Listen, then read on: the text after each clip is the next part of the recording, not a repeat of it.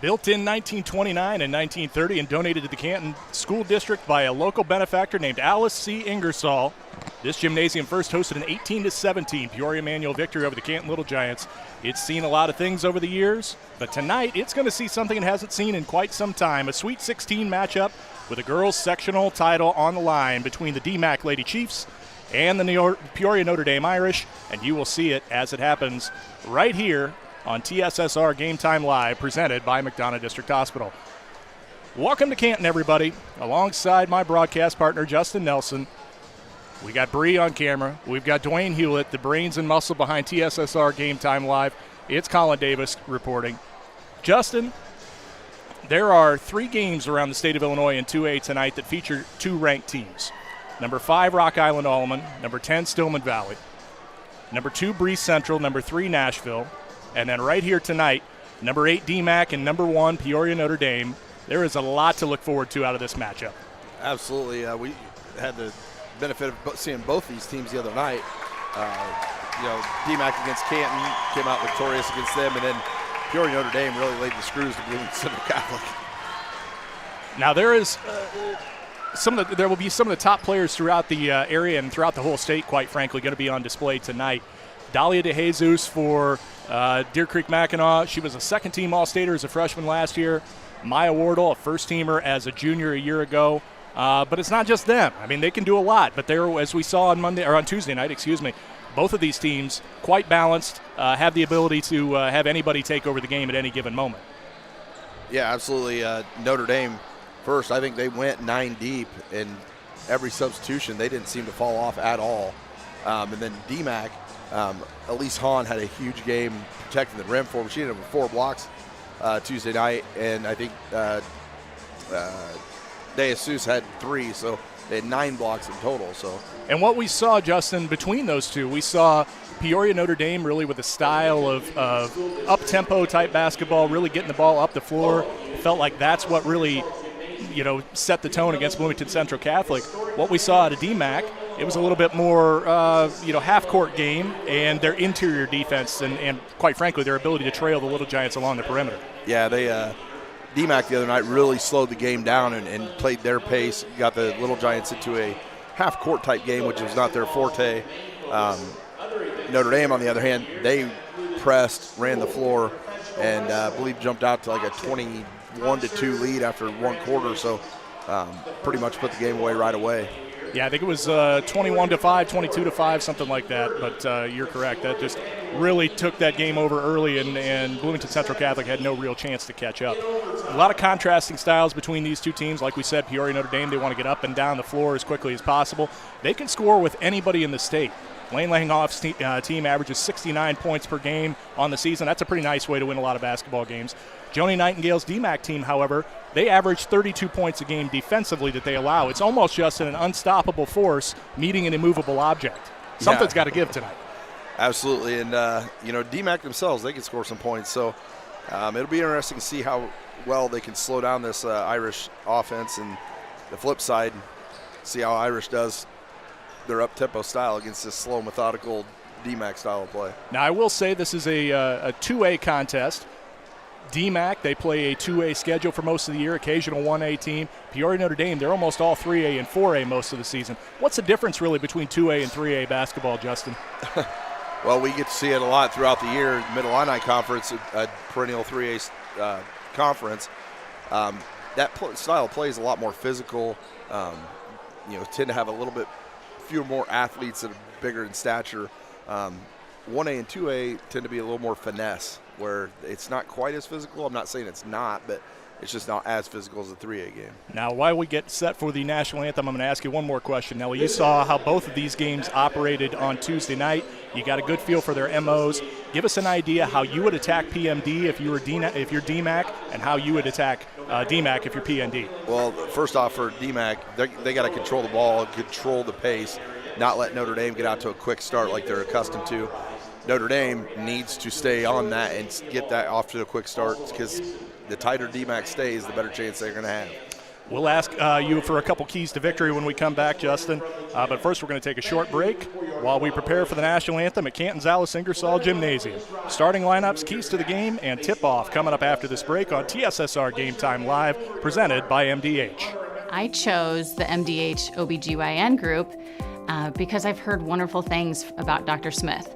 And upon entering the office, I really got along with everyone.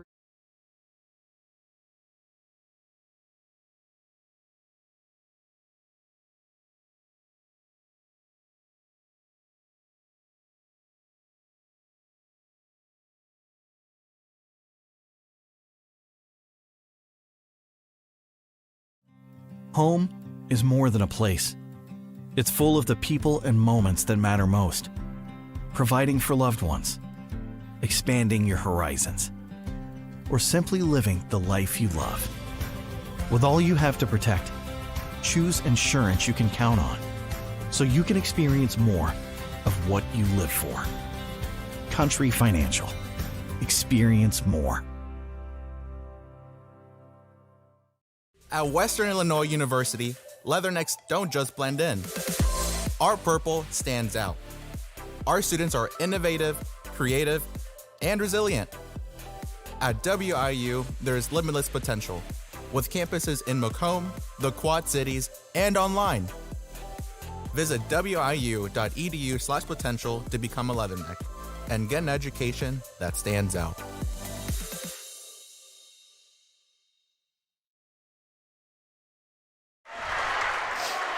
Back to Alice Ingersoll Gymnasium. The anthem has been sung. We're got to get to the starting lineups for each team. Let's take a quick look at the road to get here for both of these teams while we wait on the starting lineups. PND, they were 27-4 in the regular season. They had an undefeated regular season in the Big 12. Their regional semifinal, they won the regional at IBC with wins over Kewanee, 89-26, and Sherrard, 66-33. And then here at Alice Ingersoll Gymnasium Tuesday night, they won over Bloomington Central Catholic, 64-31. DMAC, on the other hand, they had a 29-2 regular season. They had an undefeated regular season in the Heart of Illinois Conference. Their regional semi-win over Clinton, 40-28. In the regional championship, 57-38 over Downs Tri-Valley, and the sectional semi, 44-34 over Canton. Let's take a look at the starting lineups, and we'll go to the PA announcer, Kevin Stevenson.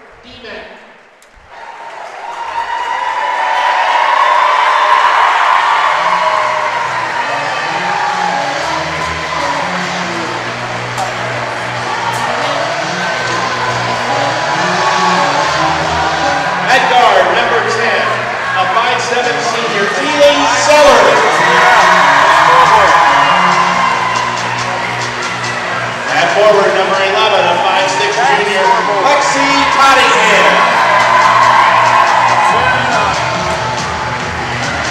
At guard, 14, a 5'9" junior, Mackenzie Knoll.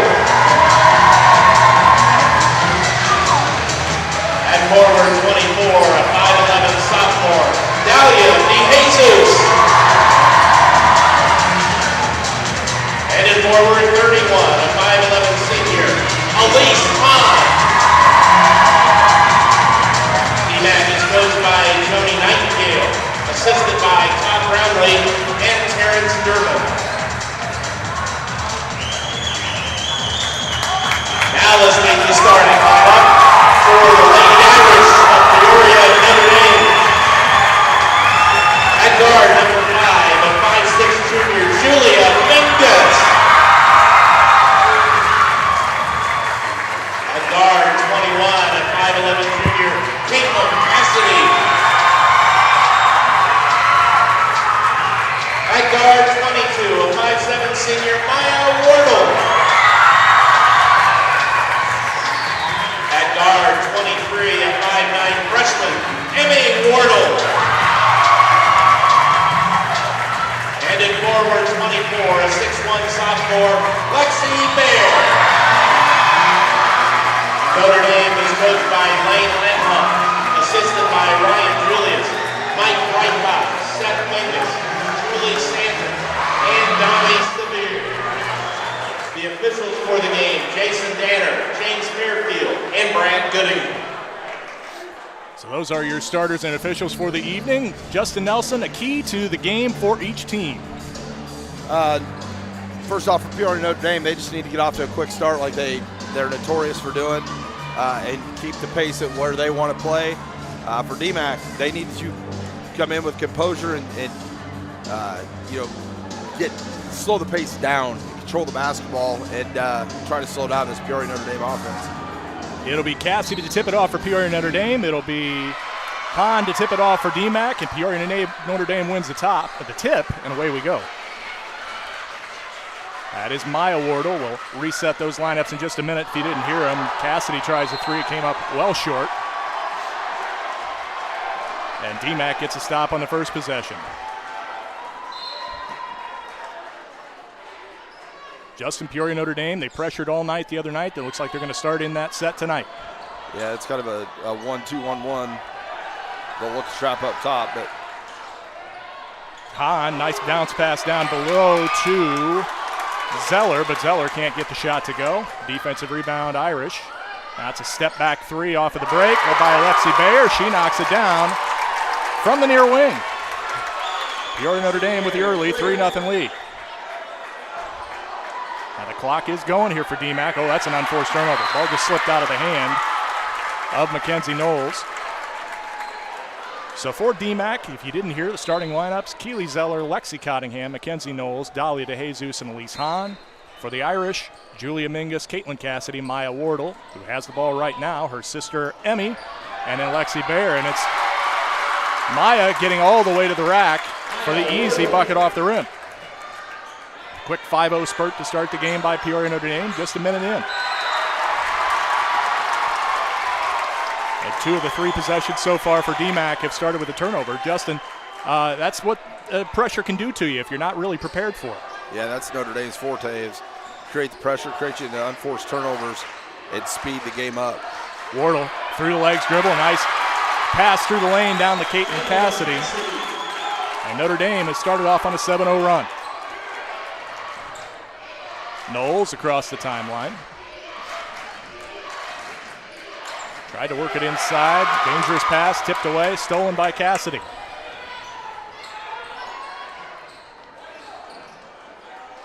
Now the Wardle sisters. That's Bayer. Back out. Cassidy thought about a three. Dribbling in, nice take to the rim, and it's a quick 9-0 run. Justin, Cassidy got into foul trouble the other night. We didn't see a whole lot out of her. She was in, I think, 3 fouls early in the second quarter and fouled out by midway through the fourth, but she can change a game as well. Yeah, actually she fouled out midway through the third. Yeah, excuse me, you're right. But that shows, Notre Dame's depth, where Coach Langhoff just let her go, knowing that he had somebody who could replace her. That time, Elise Hahn with a nice strong move to the rim, and she's going to go to the line. That foul will go against the aforementioned Caitlin Cassidy. Be the first by either team in this game, and Hahn will shoot a pair.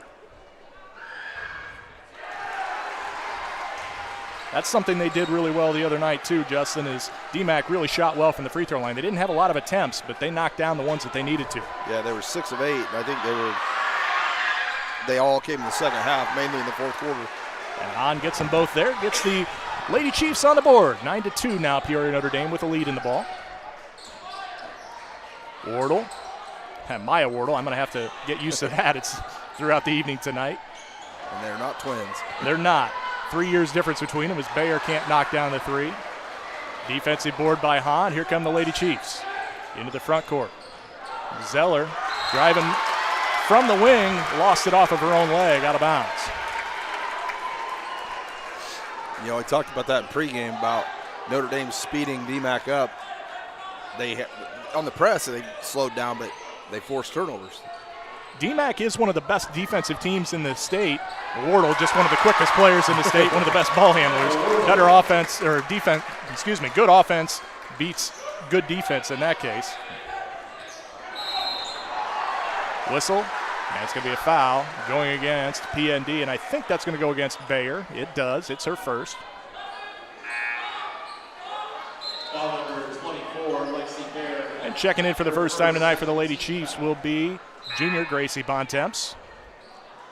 And for Peoria Notre Dame, junior Allie Stickelmeyer.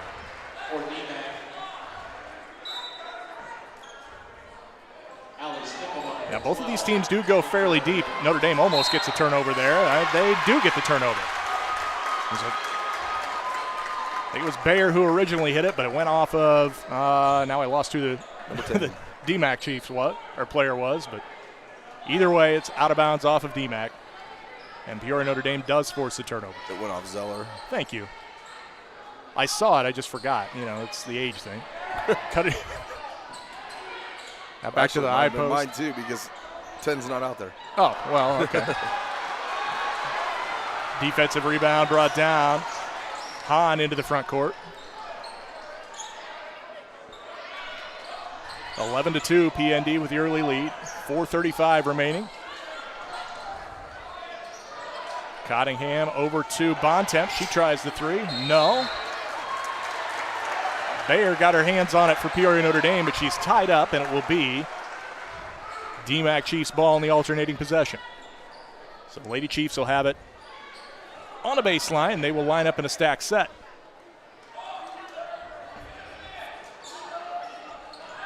Out to the safety valve. That is Cottingham. She was their leading scorer the other night.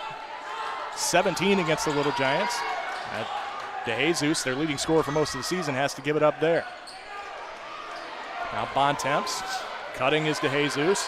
Try to get through the lane. A lot of contact. There's the whistle and the foul, and Dahlia DeJesus will head to the line.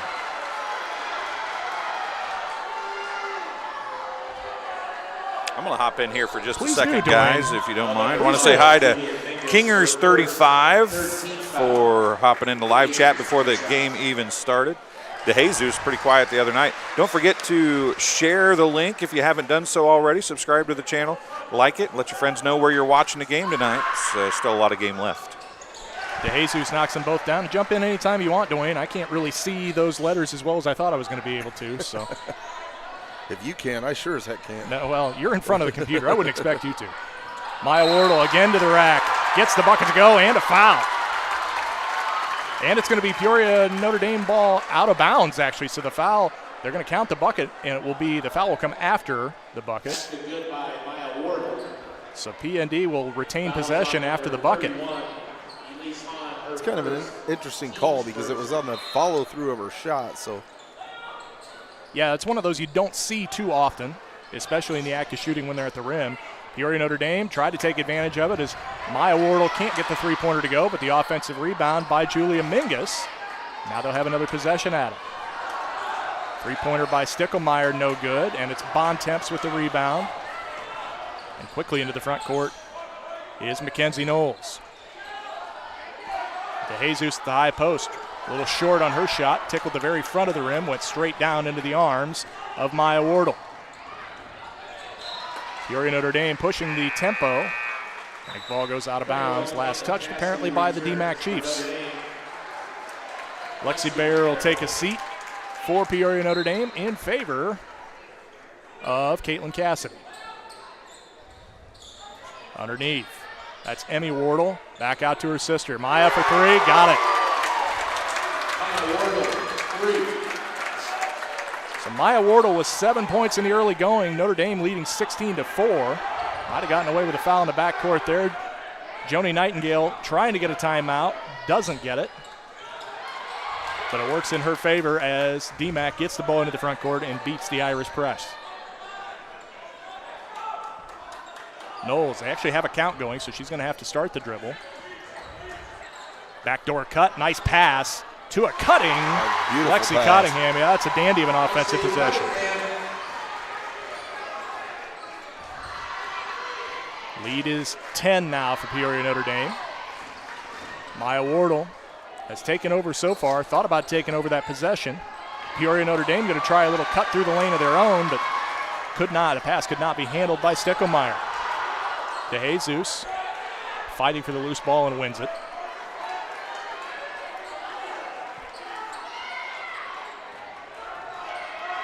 A lot of speed for this Peoria Notre Dame team, Justin. And not to say that DMAC doesn't have it. And Joni Nightingale's going to take a timeout. It's a 30-second timeout. we'll keep it here. We'll thank a couple of our sponsors helping to bring tonight's contest to you.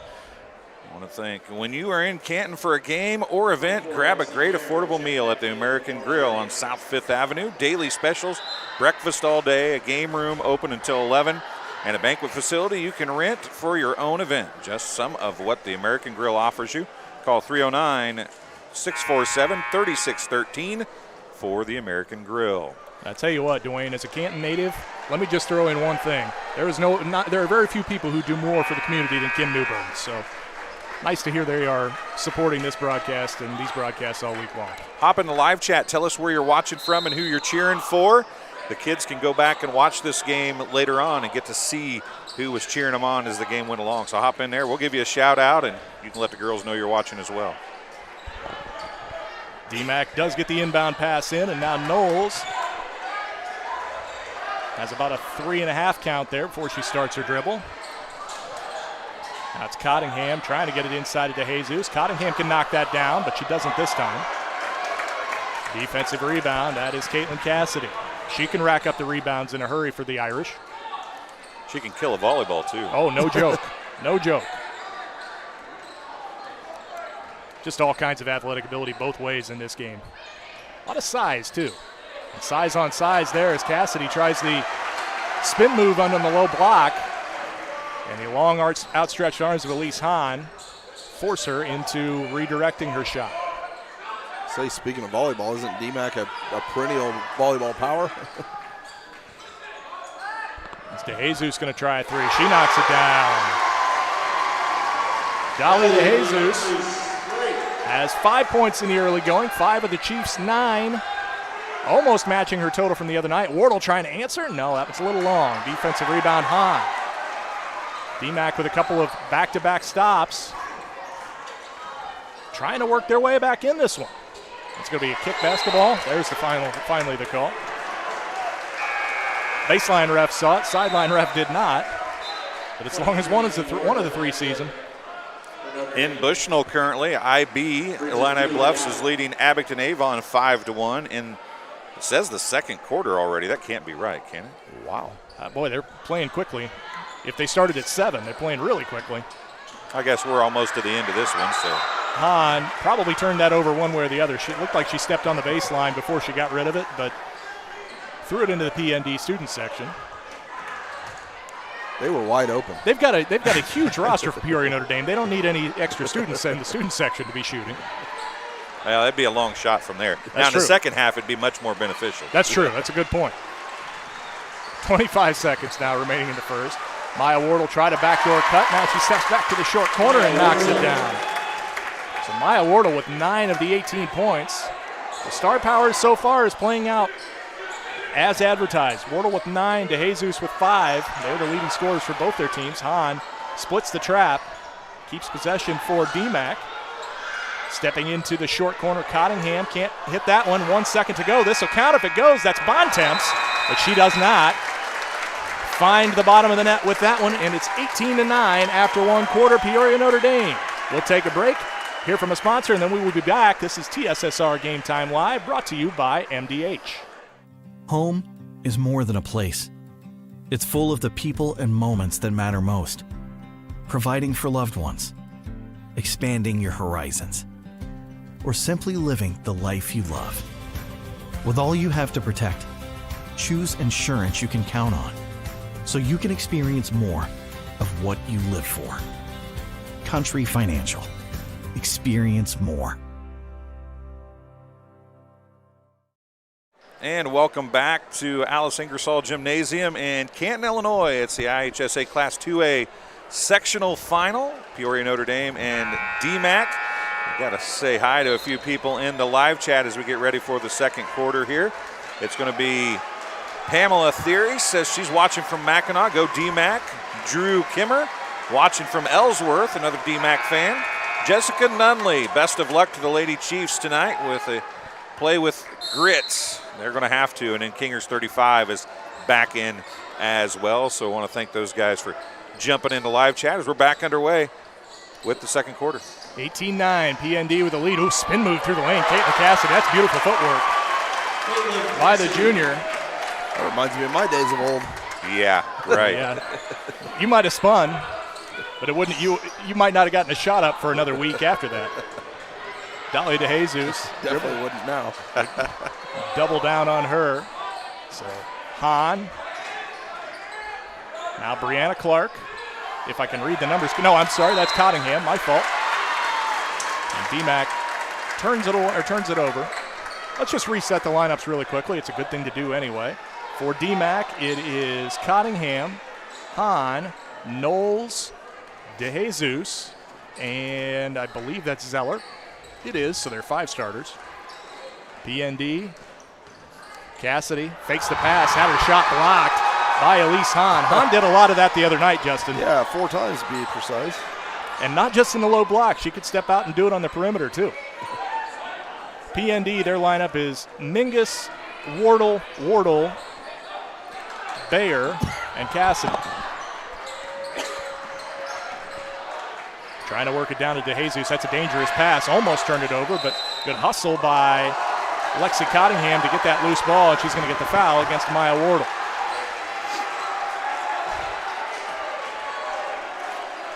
Kevin Wilkins says Team Canada rooting for the Chiefs from Kevin's garage. I wonder if that means he's actually from Canada or are there some people named Canada that are watching? Team Canada.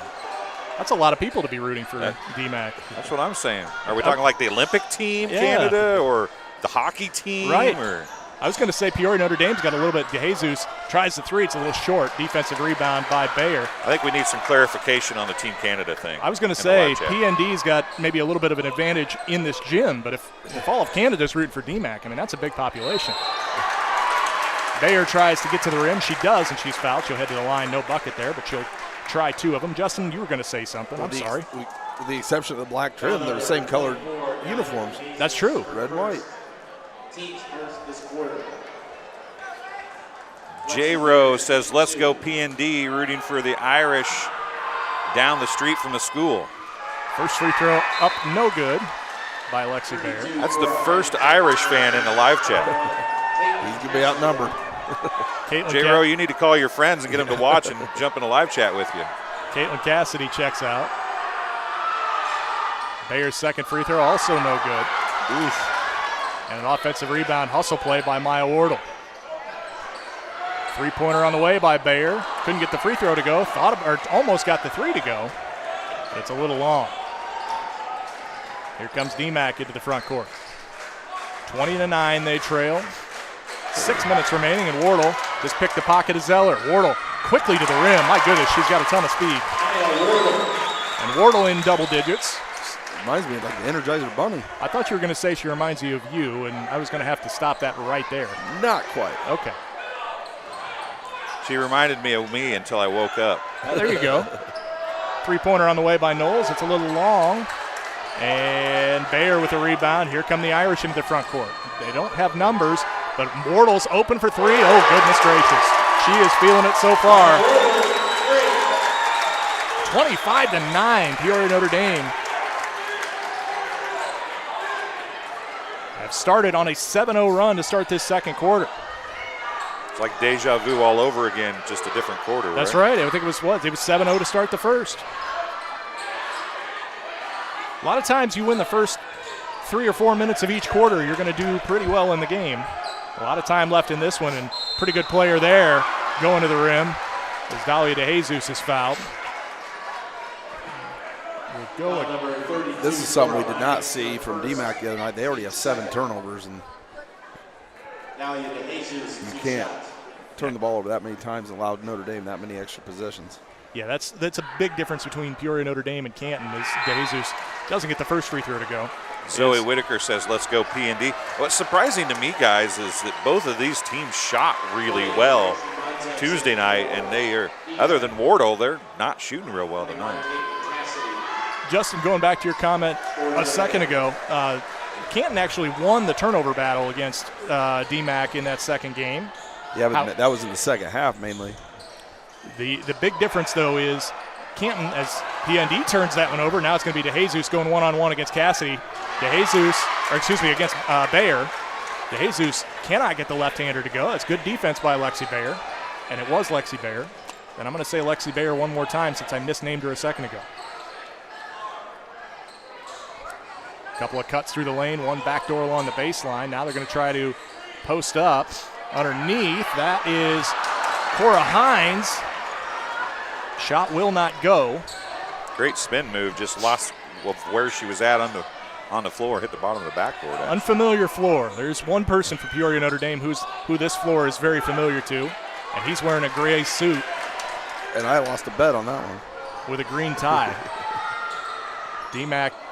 Is that why you pointed out what he was wearing? Yeah. That's exactly right. I bet $20 he'd wear that green jacket he has. Mingus and Hahn tie the ball up underneath. It's going to be DMAC's possession. They'll have to go the full length of the court. Mingus and Cassidy take a seat for Peoria Notre Dame. In favor of Stickelmeyer, I believe. Maybe Emmy Wardle. I'll have to reset the lineups in just a second to make sure I get everybody named properly. That's the main thing here. Cottingham, off-balance shot, no, off the board. Wardle ahead, touchdown pass up to Allie Stickelmeyer. A couple of pump fakes, and she gets it up and in. Justin, that was something we saw in the game against Bloomington Central Catholic the other night. You miss a shot, you better hustle back if you are going to try to get back in front of Notre Dame. They're always going to have somebody down there waiting for that outlet pass from about three-quarter court. Yeah, they get them down the floor quick. DeJesus, strong move through the lane. She's not going to get credit for the bucket. They're going to say that's on the floor. You know, that's something I didn't mention in pregame, too, the difference between 2A and 3A speed. 3A games tend to play a little bit more up-tempo. And Joni Nightingale said in the post-game interview the other night with TSSR Game Time Live, presented by MDH, that she thought that they could get up and down the floor at least some with Peoria Notre Dame. So far, Peoria Notre Dame's beaten them up and down the court in terms of speed. But still a lot of game left. Only 3 minutes, still 3 minutes remaining here in the second quarter.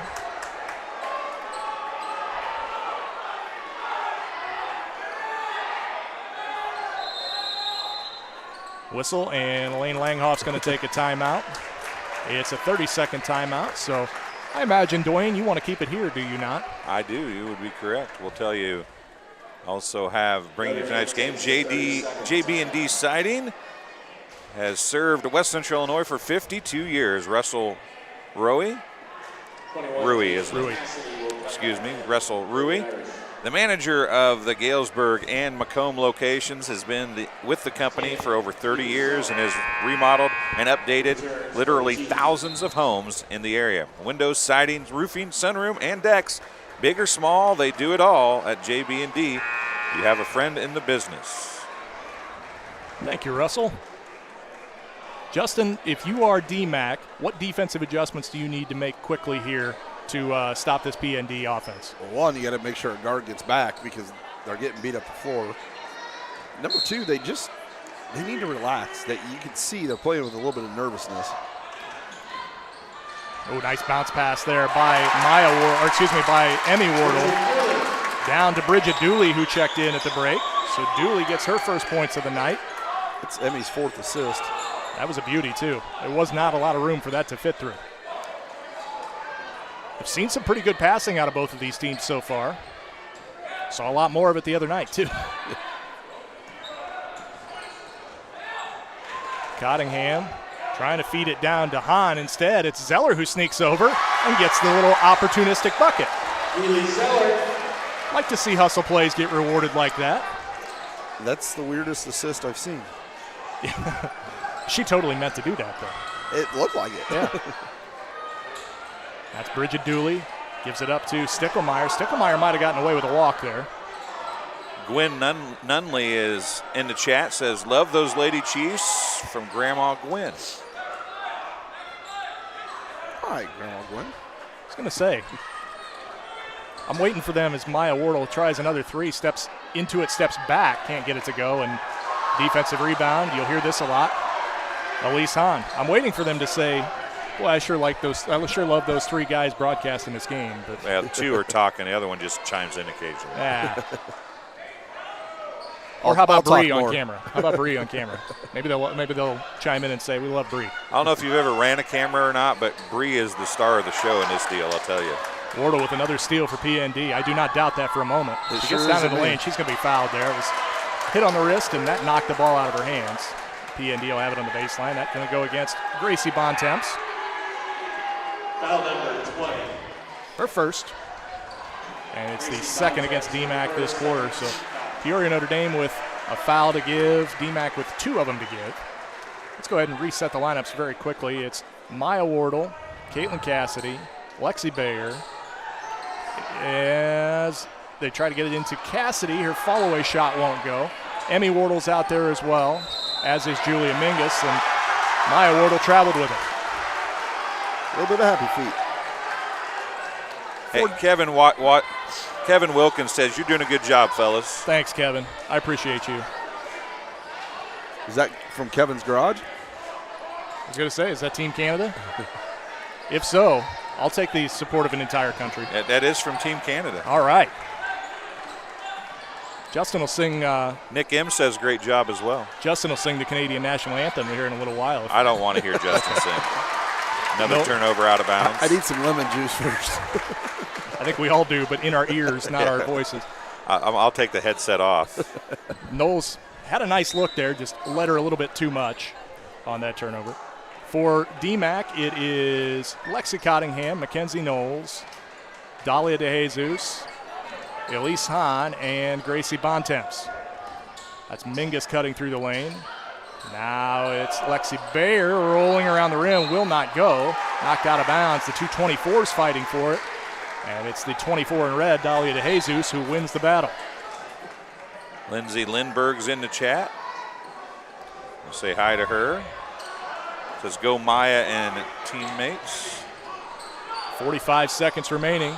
Maya and teammates. Yeah, you can see that coming from a mile away. That'll go against DeJesus. Turnover Number 11. 14, actually, number 14. Yeah. Oh, it's 14. My fault. I apologize. Knowles. My bad. I saw the 4, and I saw DeJesus right there. So. She had a defensive player in her mug, and she just had enough and kind of put her elbow out there and cleared out a little bit. That's good if you're playing hockey. Yeah, not so much in this game. Offensive line play. Yeah, stuff like that.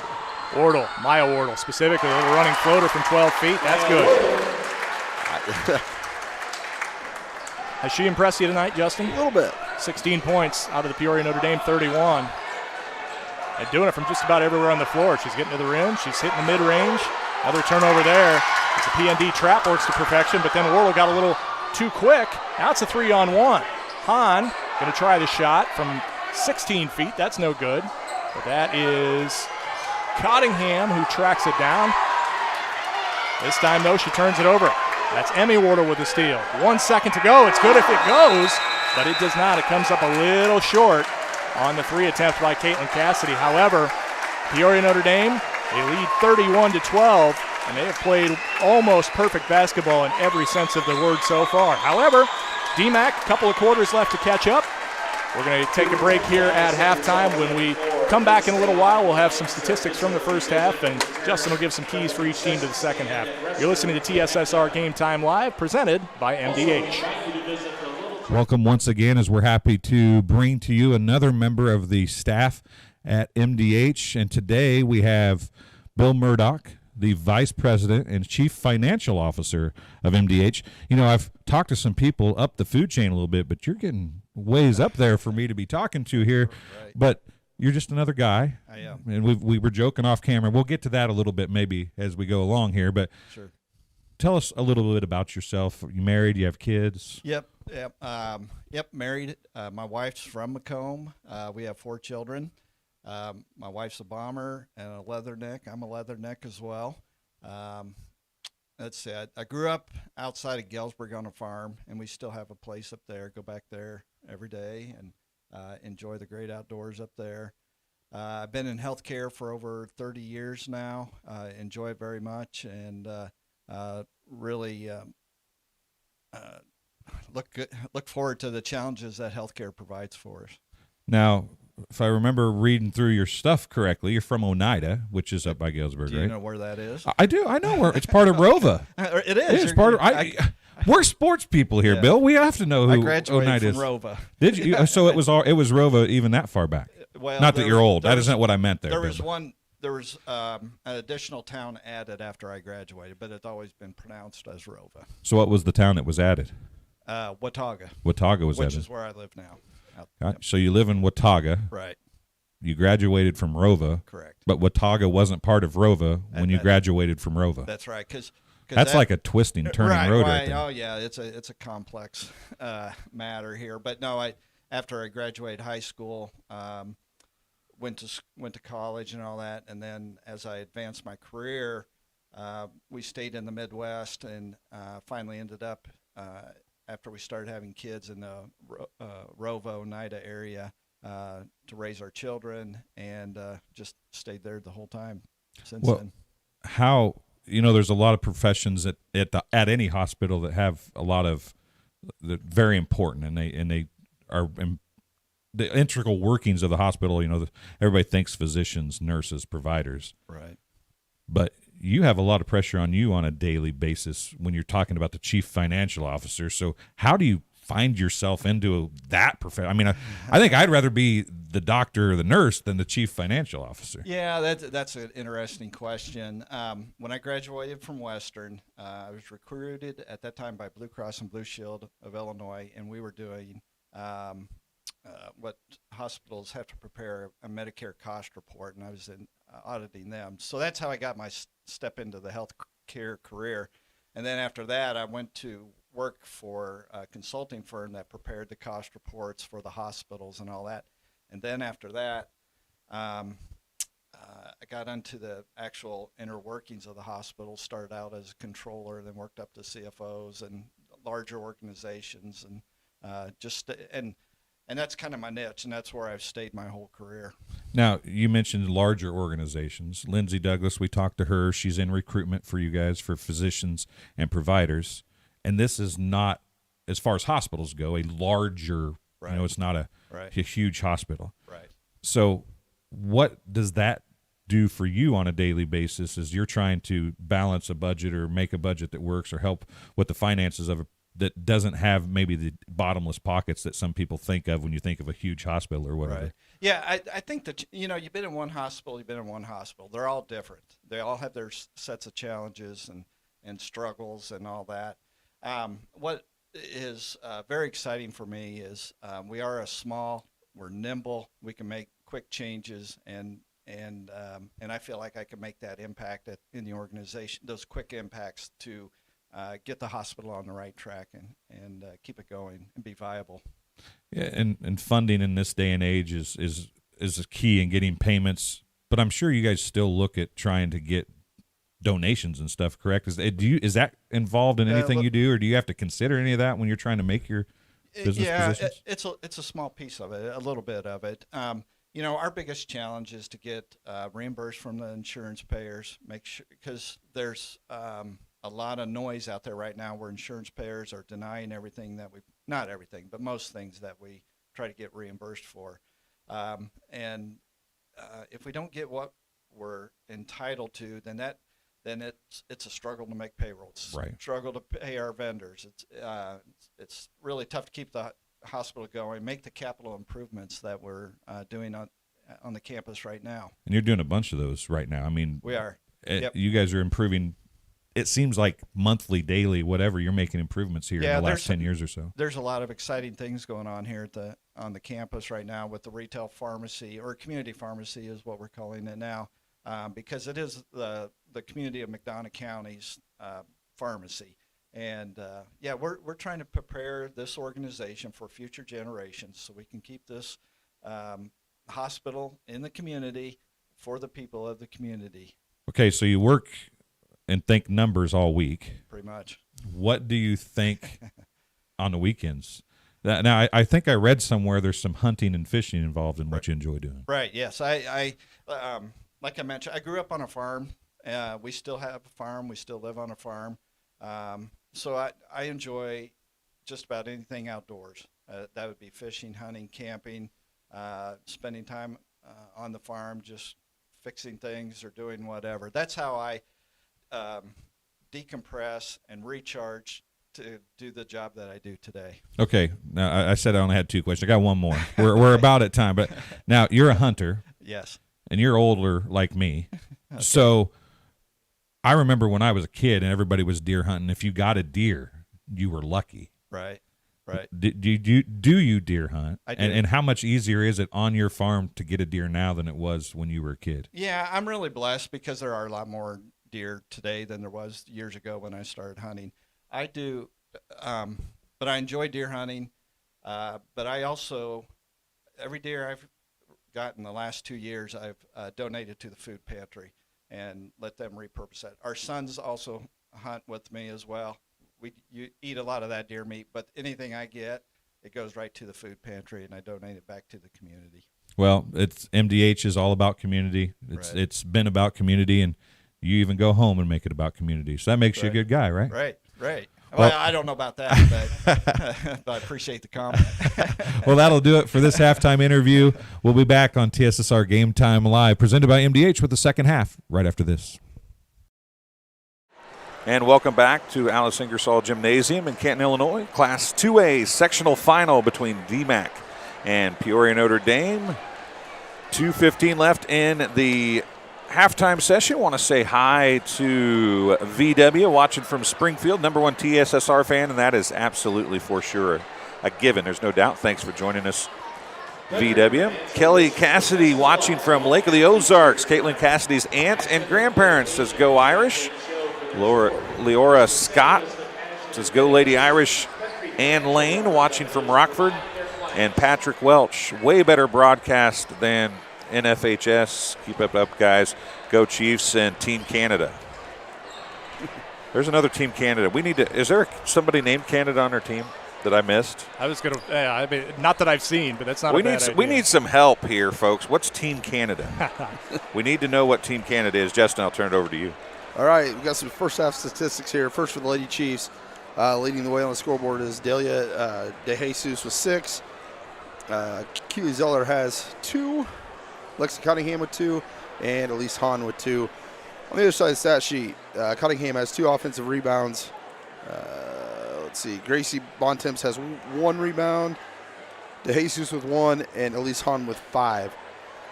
Other than that, not real strong stat sheet. 9 total rebounds, 2 offensive boards for the Lady Chiefs, 13 first half turnovers. For the Peoria Notre Dame Irish, leading the way, Maya Wardell with 16. Sorry. Let's see. Caitlin Cassidy with 6. Sticklemeyer with 2. Dooley with 2. Emmy Wardle with 2. And Lexi Bear with 3. And I'm not going to go through the rest of them because we'll get back to the game. Pick them up here in a break. Well, I guess you want to be able to talk, don't you? That's not a big deal. I was just going to tell Justin he can maybe fit in the rebounds and assists and everything here in a minute if he gives me back the score sheets. As Cassidy's going to try a 3. That's exactly how she started the game off, with a 3 attempt. It was online, just a little long. Now the offensive board. Mingus tries a 3. That won't go either, and Elise Hahn with a strong rebound for DMAC. Justin, can you work in those stats now as DMAC slowly brings it up? Yeah, for going back to the Irish, Mingus has 1 offensive rebound. Cassidy has 1 rebound. Maya Wardell has 4 with 1 on the offensive end. Lexi Bear has 3. Emmy Wardell has 4 assists. Maya has 2 to go along with 2 steals. 10 total rebounds for the Irish, 2 on the offensive end, and only 3 first half turnovers. Hey, before you start, whoever the manager is over there needs to catch the player, not get out of the way. Isn't that how that's supposed to work? Yeah, especially if it's your own team. That's what I'm saying. Sorry, go ahead. It wasn't even the other team that you get out of the way of. You know, baseball, you got a guy falling into the dugout from the other team, you get out of the way, but got to catch it. Coach Nightingale went down there and said something to her too. I wonder if that's what it was. And Cassidy's going to head to the line there after the foul by Mackenzie Knowles. That's her second. Foul number 14, Mackenzie Knowles. It's the first by either team this half. DMAC with another turnover there. Justin, you were going through the stats. I don't know if you saw that and had a chance to mark it down in your stat sheet as Cassidy knocks down the first free throw. That's what I was getting caught up on. All right. Second free throw. Rolls around home. In Bushnell right now, it's 17-12 in the third quarter. The Tigers lead the Tornadoes. Really low-scoring event there. Yeah, not what you would typically see out of those two teams. We were talking about that during the halftime break, Dwayne. Yeah, I don't know. You have to expect that's going to change at some point. Both of them play good defense, but, man. They must be playing really good defense tonight. Let's reset the lineups for DMAC really quickly. It is Zeller, Knowles, as they try to work it down to Cottingham. She's going to go to the line. I believe they'll send her to the line. Yep, they will. Hahn and DeJesus for DMAC as well, and that is the foul on Bayer. Number 2 on Lexi.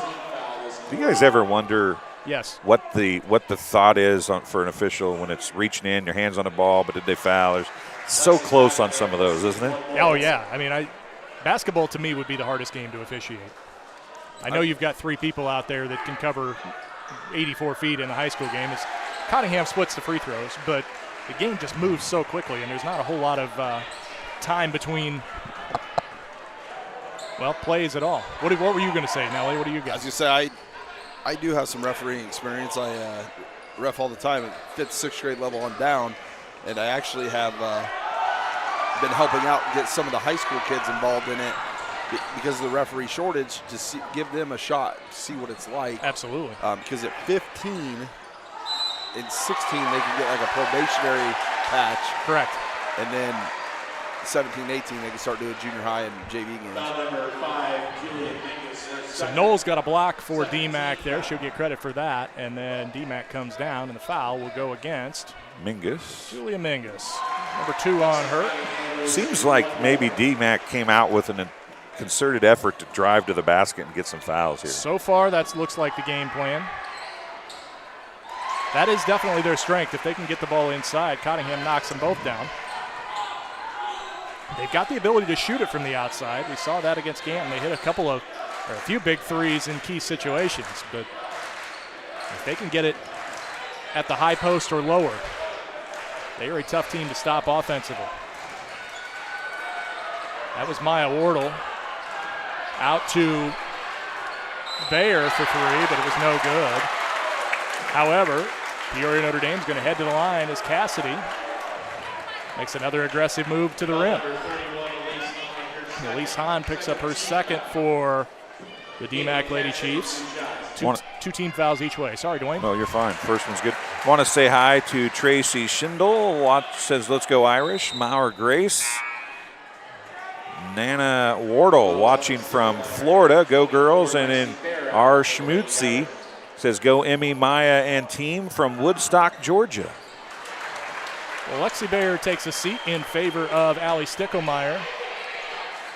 And Caitlin Cassidy is 4 for 4 on free throws this quarter. She's got 10 in the game overall now. Nice bounce pass ahead as the Lady Chiefs break that Irish press. On with the dime and Cottingham with the bucket.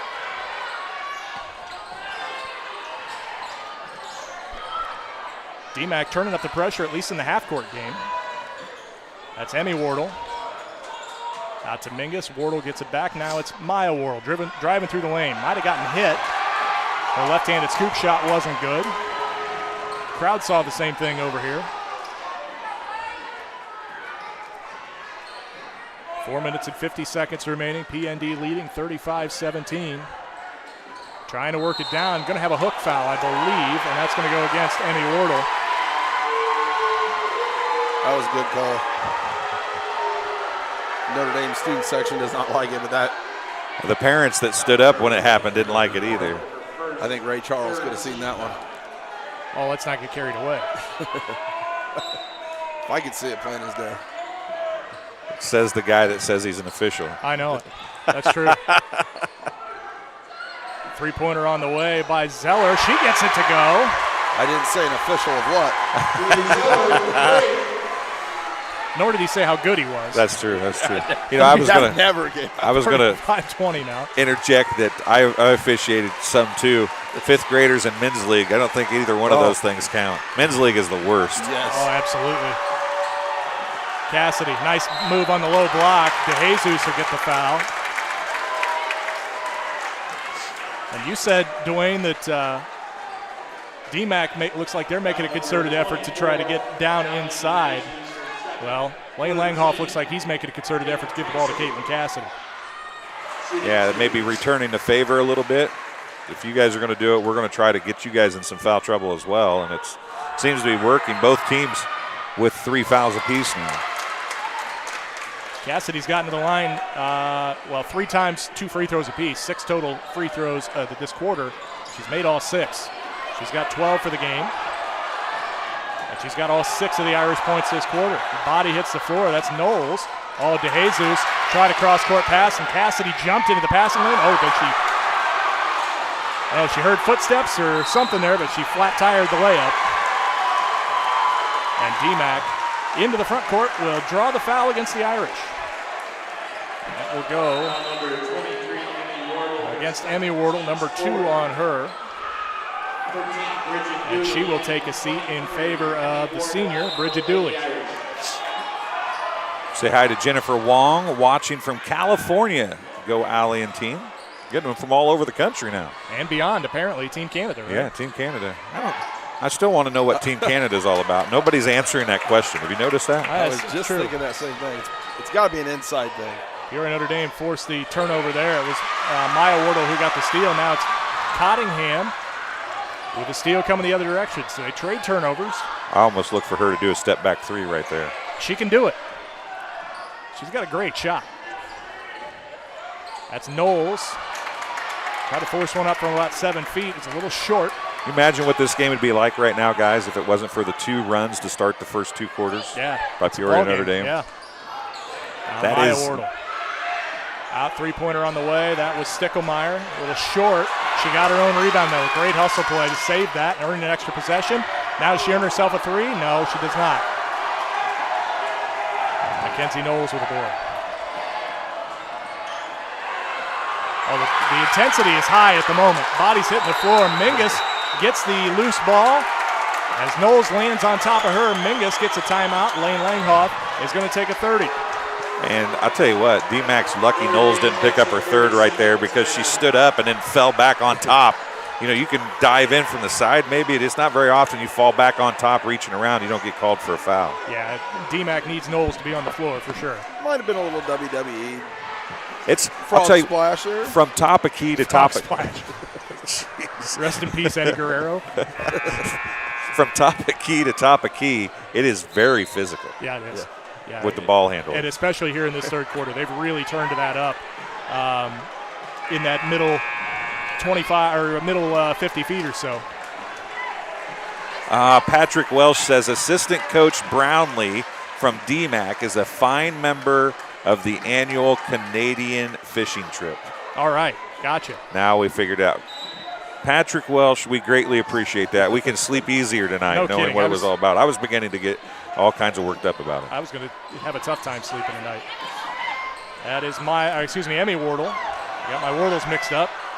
And Knowles comes down with the rebound for DMAC. I'm just upset because I thought we had international fame for a while. Oh, we do. There's no doubt. With you guys doing this game, we have to have international fame.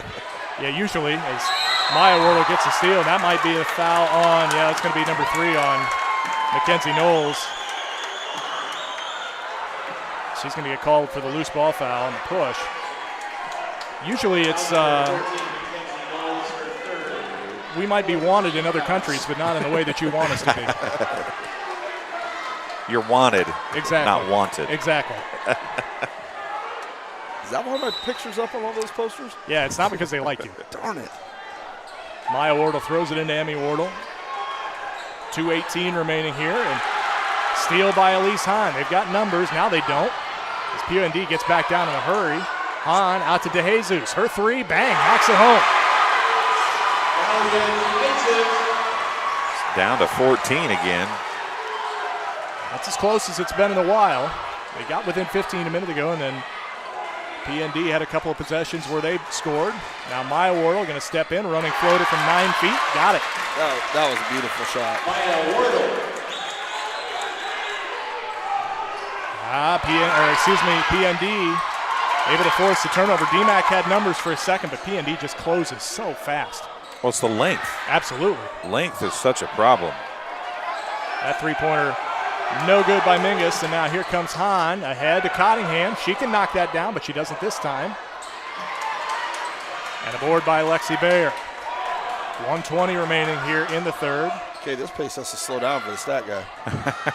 You're breathing, you're sweating down there. Yeah, it's nothing to do with it being 212 Kelvin in here. That's true. 212 Kelvin. Shot blocked. What is that in Celsius for Team Canada? Shot blocked by DeJesus there. Probably 405. I don't know. Dooley takes a seat. She had some good minutes there. Caitlin Cassidy comes back in. She's had a lot of good minutes.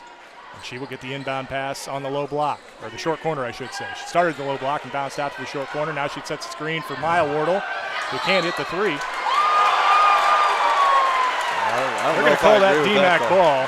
And I think PND caught a large break there. Do we have instant replay we can look at? Well, technically, we kind of do, but I don't think they'd appreciate that. No, I'm just going to pretend it's right and go on.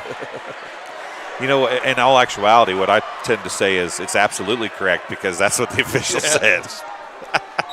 And over the grand scheme of things, they usually even out in the end. Yes. You know, you get a call you shouldn't have. You don't get a call that you should have. 53 seconds remaining. Maya Wardle pushing the pace. Now she kicks it back out. Cassidy from 17 feet short. DeJesus is on the floor. She's got the board, and now it's going to be a tie-up, and I believe that was Lexi Bayer who got her hands on the basketball. DMAC basketball. It will go the Lady Chiefs' way, but it'll turn the arrow around. Sorry, Nelly. As a coach, the ones that go your way are the right calls. The one that go against you are bad calls. Now, what about as an official? Because we know you have extensive experience at that. You're always right. And right back the other way on another jump ball. That was pretty quick. The active hands of Julia Mingus that time. DMAC right now seems to be a little rattled. It might be a time where they need to take a breath really quickly. I'm not going to lie. I kind of feel like both teams are rattled right now. Three-pointer on the way. No good. That was Bayer. It was on line, but short. Now it's Mingus. Now Bayer's going to have another chance. That one, no good. Another offensive rebound to Cassidy. Third chance points on that possession. And Caitlin Cassidy is eating large this quarter. She's got 8 points in a quarter, 14 for the game. How is that not a foul? It was, apparently. Yeah. It was just a little delay. I think that he was waiting for the near official to call it because it was right in front of him and just wasn't ever called, so he decided to go ahead and call it himself. But they have been playing so physical between the top of the keys. We've seen a lot of bad passes and turnovers in that area because they're allowing them to play so physical. I mean, it's both ways, don't get me wrong. But it's the same officiating crew that was here in the second game the other night, DMAC and Canton. They allowed those two teams to play pretty physically as well. Knowles' first free throw, she got it. Yeah, especially at the rim. She'll have another one on the way. That foul, by the way, was on Julia Mingus. That is 3 on her. They have called a lot more fouls underneath tonight than they did that's correct. On Tuesday night. Knowles knocks them both down. 41-25, 14 seconds remaining as Maya Wardle brings it into the front court. Using a dribble with the left hand, drive and dish. Three-pointer on the way, Bayer. That one she gets. 3 seconds. Knowles, 2-1. Hahn, that will not go. That will not count even if it does go. 44-25. Peoria Notre Dame with the little flurry at the end of the third quarter. We'll be back with the final 8 minutes. This is TSSR Game Time Live, brought to you by MDH. Home is more than a place. It's full of the people and moments that matter most. Providing for loved ones, expanding your horizons, or simply living the life you love. With all you have to protect, choose insurance you can count on so you can experience more of what you live for. Country Financial. Experience more. Welcome back to Canton, Illinois, IHSA Class 2A sectional final, and we don't like to make fun very often, but I got it. Kevin Wilkins said, "I think the officials gave up carrots for Lent." Well done, Kevin. Well done. Oh my goodness! He's over here all week. I got to bring it back to that. That's got to be the thing to come out of the break for. It's 44-25. BND as we start this fourth quarter. So what he's saying is I'm not the only one that saw that a different way. Be DMAC ball to start the fourth. DeJesus will inbound it. Out there with her is Knowles, Zeller, Cottingham, and Hahn, the 5 starters. Cottingham on the far wing. Loses her dribble. Or picks up her dribble, I should say. She didn't lose it. Got it down into Jesus. Now they'll swing it back. Knowles for 3. Got it. 5 points for Mackenzie Knowles, all in the second half. I don't know how close this game is going to get, but I think this fourth quarter is going to be fun. You know, you mentioned that third quarter was fun. How about 13-13 is how that third quarter broke down. As Emmy Wardle gets all the way to the rack. Speaking of breakdowns. As the Red Sea parted for Emmy Wardle there. And no backside help from anybody in red jerseys that time. She's got 4 for the game now. Working inside out. Hahn. Wow, Cassidy, that was an incredible play by Caitlin Cassidy. She was beaten by a step and a half on that dribble, but she was able to take the right angle to get back in front of Elise Hahn and cause the traveling turnover.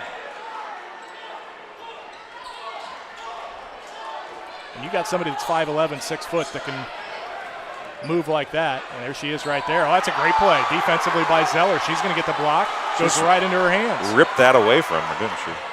Ahead to Cottingham. Count that as a block or a steal? Yes. Getting ready to start the fourth quarter in Bushnell. It's 29-21 IB. A little more offense in that third quarter. Cottingham underneath, backing down Maya Wardle, and Maya's going to pick up the foul. She doesn't like it, but that'll be number 2 on her. Assuming that my tally marks are correct. Foul number 22, Maya Wardle, over second. Hey, they were.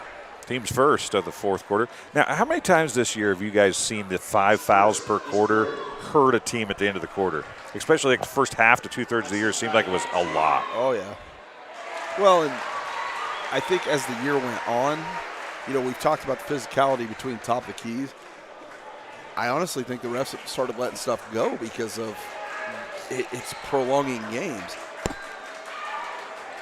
Cottingham knocks them both down there. She takes full advantage of the first-year rule. Right, it's still the first year. It's been a long winter. Maya Wardle into the front Knowles court. is going to pick up her 4th foul. And that's a big one for DMAC. That was pretty close to being an offensive foul the way her arm came out. That's basically what they called Knowles for earlier. Not quite as vicious, but.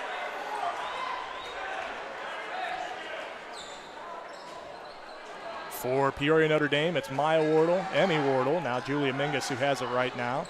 Caitlin Cassidy and Lexi Bayer. And Bayer's going to try a 3 from the far corner. No. Goes to Elise Hahn. Out there with Hahn are DeJesus, who's going to retrieve that tipped ball. Zeller, Cottingham, and Knowles. Knowles has the 4 fouls. Take a quick look at the foul count in just a second as Dahlia DeJesus gets to the rim, but she is blocked from behind by Lexi Bayer, but she's going to pick up the foul. Number 3 on Bayer. So foul trouble-wise, Peoria Notre Dame, they've got Mingus and Bayer with 3. They've got 3 players with 2. For DMAC, DeJesus and Hahn both have 2, but Knowles has 4. Nobody else in any real trouble. DeJesus knocks down the first one. Do you feel like either one of you, Peoria Notre Dame is maybe playing into DMAC's ability to have a chance to come back in this game because they're so content to shoot threes right now and they're not hitting very many of them? Well, I was getting ready to bring that up last possession. They kind of went into the stall. They're trying to run clock, and that's really not their bread and butter. But as I say that, I was going to say, but Caitlin Cassidy's their bread and butter tonight. But that's what I'm saying is that they've got such success at the post and they're almost, being baited into shooting a three. I will say some of that probably is DMAC's defense. Don't forget that this is a team that on the year has averaged only 32 points that they've allowed defensively. So, it's one of the best defensive teams in the state, and yet Peoria Notre Dame still has 48 points on it. But I see your point, Dwayne, and I think it's a good one. That foul's going to go against Maya Wardle. It's number 3 on her. Not to be mean here, but if there's one complaint with her game is her emotion after a call against her. It probably goes in her favor most of the time. Yeah. She might pick up number 4 there. We're going to see. I'll tell you what, that acting right there you see will get you fouls. They did not give it to her. Sorry, Dwayne, my fault. But, I mean, it will get you fouls if you keep doing that stuff. Officials do not like to be shown up. Yeah. Caitlin Cassidy picks up number 3 there. So Cassidy, Wardle, Maya Wardle, Mingus all have 3, and Bayer. They put her 2 on the scoreboard. Now, that doesn't mean the scoreboard's correct. I may have marked one wrong earlier. We'll see. Try to work it down. Ball goes out of bounds, and it's last touch by DMAC. Hahn couldn't quite retrieve it in time for the Lady Chiefs. You know, this is a 16-point game, but DMAC has 19 turnovers compared to Notre Dame's 7. And that's Peoria Notre Dame's game, man. I mean, they want to force you to turn the ball over. A lot of times they force teams to turn it over in the backcourt. Just a lot of speed defensively, and they're going to say, you can't handle the ball as well as we can. There's somebody who can handle the ball pretty darn well. Maya Wardle looks off the bucket, gets to the rim. The bucket's good, and Lane Langhoff is going to take a full timeout. So we'll go ahead and take one with him. 50 to 32, 4:43 remaining in the fourth. You're listening to TSSR Game Time Live, presented by MDH. At Western Illinois University, Leathernecks don't just blend in. Our purple stands out. Our students are innovative, creative, and resilient. At WIU, there's limitless potential, with campuses in Macomb, the Quad Cities, and online. Visit wiu.edu/potential to become a Leatherneck and get an education that stands out.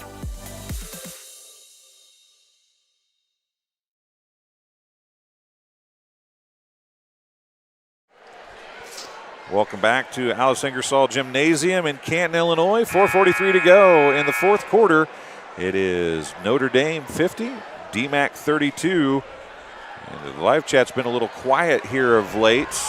After the carrot comment, nobody could think of anything else better to say. That's hard to top. Yeah, I was going to say, we could have just stopped talking the rest of the night at that point.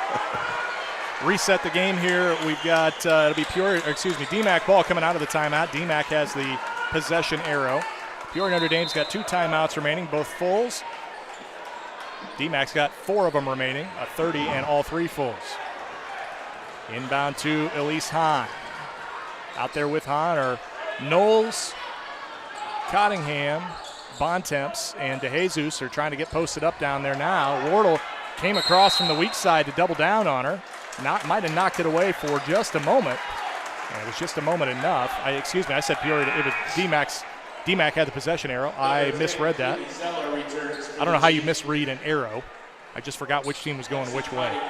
Well, it could have something to do with the little bitty dot and a lack of contrast on the scores bench sign. We'll go with that. Thank you for giving me an excuse, That bench, that scores bench is really bright. It is. Yes. We've run into that issue a couple of times upstairs here calling games on the radio. Underneath, that's Cassidy. A little scoop shot. No, but Bayer there for the offensive rebound. Her putback is no good. The ball go out of bounds. Last touch by DMAC. You know, I haven't brought this up all year, Colin, but you're going to now. Is the scoop shot the main shot in ladies basketball? Oh, Western Illinois University women, almost every layup is a scoop shot. Yeah, I just dawned on me that we see that a lot in the girls' game. The girls' game is really entertaining to watch. Oh, yeah. Much more tactical. That's a dandy of a pass. Wow. Bayer goes all the way along the baseline. Wow. And finds Emmy Wardle, who just slipped down from the high post down to the low block. And walking the tightrope down there, wasn't she? It's just such a good ball handling and passing team. And this DMAC squad is incredibly talented. Maya Wardle now with a steal. She's going to have the uncontested layup. She takes it up with her right hand. And Maya Wardle now with 22 in this one. It's 30-25 now. Tigers with the lead over A-Town. Okay. So they doubled it. 54-32 here now, PND with 3:15 remaining in this one. Barring something insane, PND looks to be headed for their first sectional title in some time, and I believe it would be Lane Langhoff's first sectional title as a head coach. Yeah, his first regional title was That's last true. week. So there is one of those scoop shots there by Elise Hahn, but she came up a little short with it. Ed Oley says, let's go Irish from Fort Myers, Florida. Now Maya Wardle, guarded by Bontemps. It's a screen from Bayer, but now she gives it up over to Cassidy on the near wing. Now Wardle, Bontemps flew out. Wardle went past her. That's a drive and dish. Inside out game, short on the three by Bayer. And DeJesus with a rebound for DMAC. 2:30 remaining. On bumped, might have been bumped by her own teammate. Bontemps going to try a tough contested three. As Emmy Wardle was in her face there. And Bayer with a rebound for PND. Now here's where we were talking about. It's probably not close enough to foul anyway, but they've got 3 fouls to give before they could even start fouling. Yeah, if you're gonna use it, you got to get up there quick. 3-pointer on the way. Mingus got it to go off of the pass from Emmy Wardle. Now Mingus, if I remember correctly, was the leading scorer for the Irish in the first game the other night. 14. That was her first bucket of the night tonight. 57-32 now. Peoria Notre Dame, they force another turnover. That's Emmy Wardle. You know, speaking of that, I think Caitlin Cassidy played more in one quarter tonight than she played in the entire game the other night, too. That is, yeah, pretty much true. She had a tough night with the fouls the other night. Bayer, shot from the elbows, no good. 3 subs about to come in for DMAC if we get another dead ball here. Joni Nightingale's squad, boy, they've got nothing to hang their heads about here. This Peoria Notre Dame team is a buzzsaw. There's a timeout by Joni Nightingale. She's going to get those subs in and make sure that the girls who are headed to the bench get the due that they deserve. It's a full timeout. Let's take one with them. 57-32, 1:17 remaining here in this game. You're listening to TSSR Game Time and watching TSSR Game Time Live, presented by MDH. Home is more than a place. It's full of the people and moments that matter most. Providing for loved ones, expanding your horizons, or simply living the life you love. With all you have to protect, choose insurance you can count on, so you can experience more of what you live for. Country Financial. Experience more.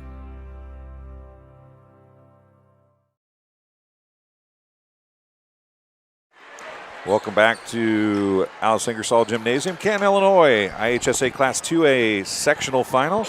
It's all Notre Dame here in quarter number 4 after a great quarter number 3, and I'll turn it back over to you guys.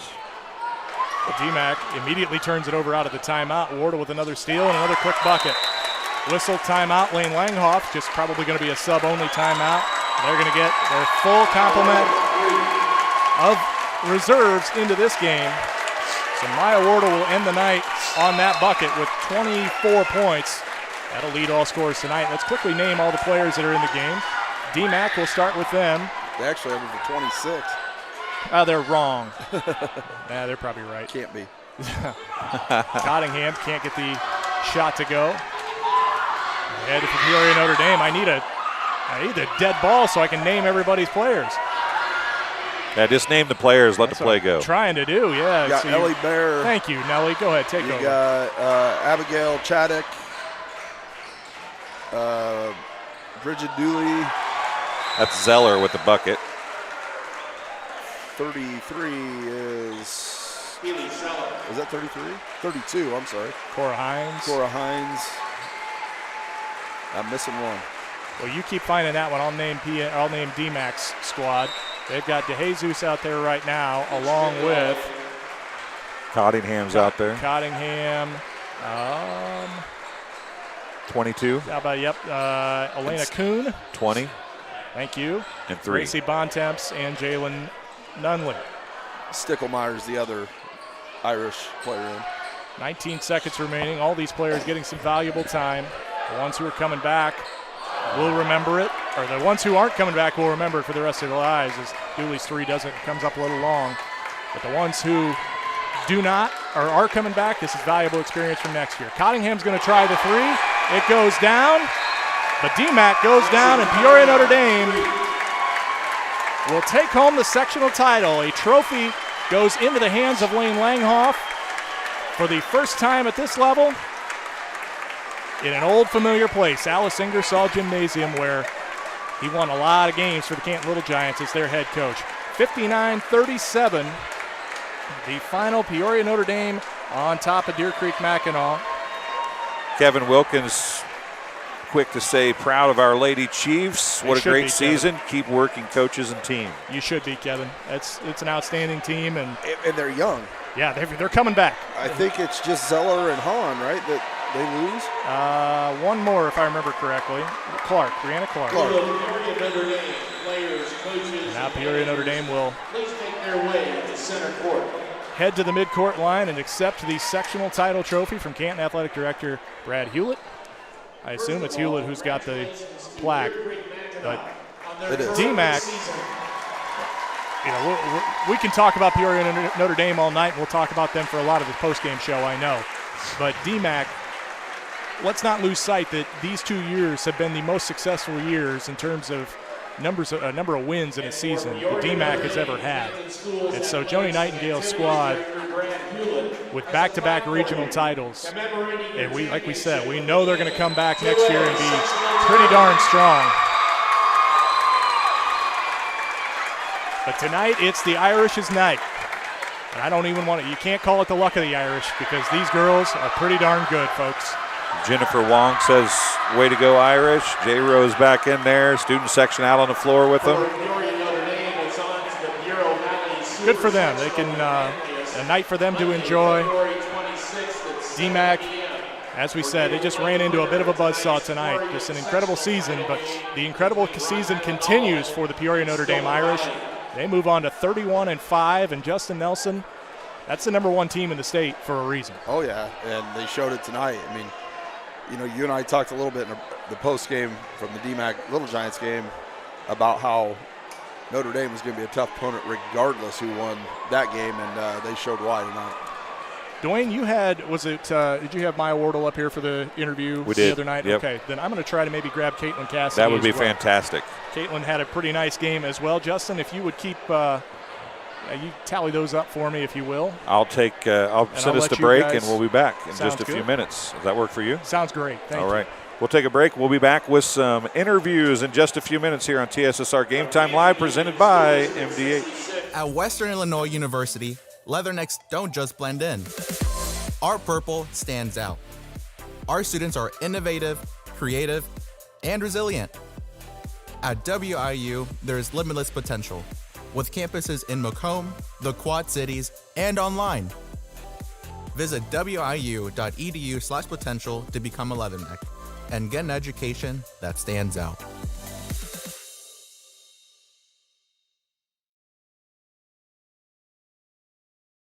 I went through MDH when we were trying to get pregnant. We were struggling the first year, and then when we got pregnant, I stayed at MDH and through labor and now for pediatrics.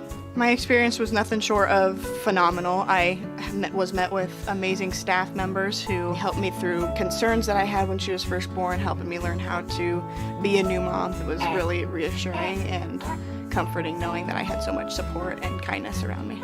My entire pregnancy at MDH was amazing. Home is more than a place. It's full of the people and moments that matter most. Providing for loved ones, expanding your horizons, or simply living the life you love.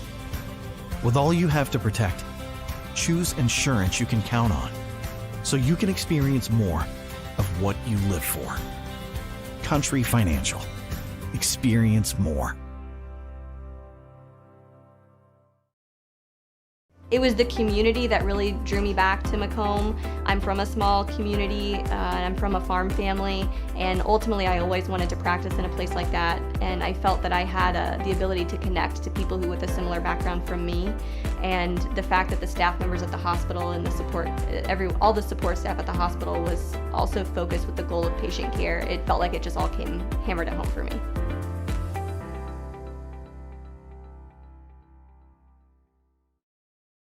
MTC Communications is building a high-speed fiber network in our community, and we're putting priority on the areas with the greatest interest.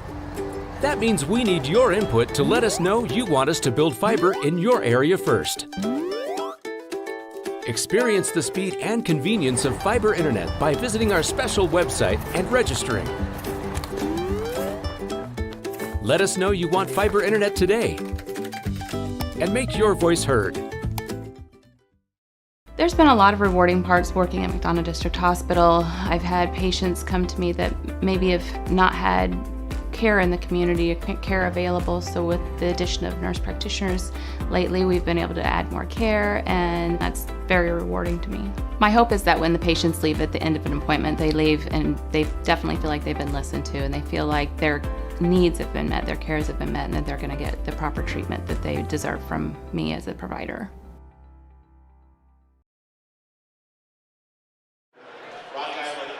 Back at Alice Ingersoll Gymnasium in Canton, the sectional plaque is headed back to Peoria. The Peoria Notre Dame Irish come out on top of the DMAC Lady Chiefs tonight, 59-37. Justin Nelson, it's the number 1 team in the state versus the number 8 team in the state.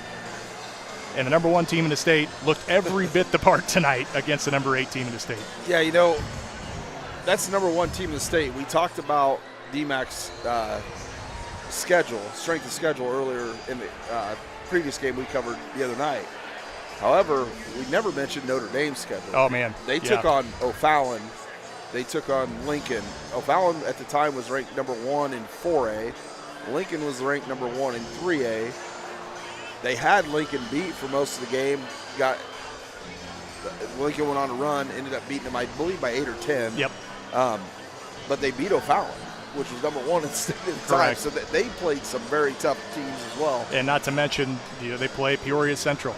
Yeah, Peoria Central, Peoria Manual. Would have had Peoria Central at a time when they would not have, or when they would have been at full strength. Caitlin Cassidy's coming up. I'm going to hand my microphone over to her, and Dwayne Hulett will take over the interview from her. Caitlin Cassidy getting ready to get on the headset here, and Caitlin, I think I've seen you before. Yeah, I think we met before. Pretty good game today. I think you have to feel better tonight than you. Even though your team got to win, personally, tonight has to feel a lot better than Tuesday, Yeah, doesn't it? we put in a lot of preparation. I mean, we were in the gym constantly. We were preparing for this moment, and I think we had more than enough confidence and preparation to be ready for this game. So you have to kind of like playing in Canton a little bit, don't you? I do. This is honestly my favorite gym to play in besides our kitchen. I love the atmosphere in here. It's got an old-fashioned vibe to it. But, yeah, I really love this gym, and it's cool for Coach Langhoff, too. Deer Creek Mackinac played a pretty good second half, especially third quarter. You had to feel like your starts of the first and second quarter really was the difference in this game, I think. Yeah, we knew they weren't going to give up, right after halftime. We knew they were going to come out hot again. We just had to keep our guard up. And, we've always preached you got to be 15, 20 points better than these teams so nothing else can, determine the game for us. And that's what we did. You guys had a heck of a tough schedule this year. You had more losses than Deer Creek. But that tough schedule gets you ready for games like this, doesn't it? Yeah, I think Coach said that we played maybe 14 state-ranked teams or somewhere around there. So I think we were definitely prepared for this one. So I asked you, I think I asked you at volleyball, you wanted to play college sports. Have you decided yet? Is it going to be basketball or volleyball? My goal is basketball, but like I said earlier, anything that I'll get my school paid for, I'm down for. Well, you guys played a great game tonight. Congratulations. We'll let you get down and celebrate with your friends and family and teammates and other students and all kinds of fun stuff. Yeah. Good luck at the Super Sectional. Thank you so much. Caitlin Cassidy talking to us for a few minutes there. Got Coach under the headset now as he's going to showed up. Give a little hug there. Coach, you guys are pretty good at starting the games and the quarters in the first half, and when they really played pretty well with you guys in the third quarter, they never really were able to do much because of the two starts in the first and second quarter. Yeah, that start has been big for us in the first half, and Maya pretty much carried us that first half, and when she wasn't scoring, she was guarding kids with the intensity that we've become accustomed to, and she was getting kids shots, but yeah, that third quarter, we talked at halftime. You don't get 31 wins and like DMAC had and not be a competitive team, and we knew they were going to come out and give us a shot, and they did. They played good basketball that third quarter. We took some bad shots. That was that was on us, but honestly they made us work for every basket in that third quarter. And you're right, that lead, having that lead helped us cushion that a little bit. And, honestly, in fourth quarter, we just made enough plays to keep that lead. And, we took a lot of threes. I actually mentioned I felt like that in the third quarter at least that it felt like you guys allowed them to kind of feel like they were in the game because you guys were taking so many threes when you were really having a lot of success at the basket. Well, we talked about getting in the paint even though they're big and physical. But we shoot threes. That's what we do when we're open. You can't tell. In the middle of the third quarter, Julia and Lexi and Maya did not shoot them.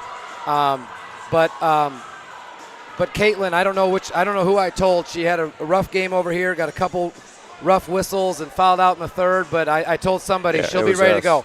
And she did. She was clutch from the free throw line. She made plays around the basket. She rebounded. Rebounding we knew was going to be a big key. If we could get rebounds, get out in our break, we'd have a chance to play our basketball. Well, you got a nice green tie on. There's some girls in white and green down there getting a team photo taken. Do you need to get down there for that? Yeah, they probably are. I'll get in one. You'll get one, you're sure? I got you turned down. Hold on a second. Go ahead. I got actually two questions for you. What's it feel like to be back on this floor and win that? Oh, I love this place. I love this place. Obviously, you win here in this kind of game. It's even better. But no, I think we moved here in 9-10, and I probably coached 150 games here and loved it. Just loved it. The locker rooms are hot. They're still hot. It's hot here. I left 7 years ago. It's still hot in there. They're waving me down. But just love the kids, and this is a great place to win one for us. Get out of here, and Coach. You lost me a bet because I bet you'd wear your green jacket tonight, and you didn't. Oh, they wanted me to wear the purple one. I said they don't fit it. It doesn't fit anymore. So appreciate the coverage. Seriously, it's great for our kids in our area to have this for sure. So thank you again. We appreciate it. Congratulations. As Coach has to get ran down there for a photo and get that nice green tie in there, and we'll get the two main guys back on the headsets now. And boy, it was fun for a game that ended up being 22 points. It was a lot of fun. Absolutely. I mean, it was a up and down affair, especially there in the second half. That third quarter played even up and down. It got, I don't want to say chippy, but it got intense. A lot of bodies hitting the floor, a lot of hustle plays by each team. You could tell that each team really wanted it tonight. Just could not, the DMAC Lady Chiefs just could not quite get over the hump against the Irish. Justin, you've got some statistics there from both teams. Let's go ahead and get into those while we watch the Lady Irish get gathered for a photo there, as Lane Langhoff did make his way down there. So, Justin Nelson, your stats. All right, first off for the Lady Chiefs, leading the way in the scoring column was Lexi Cottingham. She had 11, 9 of those in the second half. Let's see, Keely Zeller had 7.